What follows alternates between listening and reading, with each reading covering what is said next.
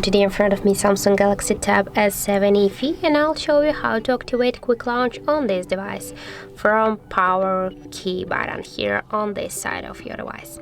So first I'll just show you that I have now activated the quick launch feature on the power key. And now just to activate the quick launch, you should go into the settings application and scroll down to the advanced features. Now just here tap on the side key, and as can you see, the double press section just turned off. And just to turn on and to activate the quick launch, tap here once on the switcher, and now by double press you can quickly launch your camera app. So by this way. As can you see, that's really simple. That's how to enable or to activate the quick launch on Samsung Galaxy Tab.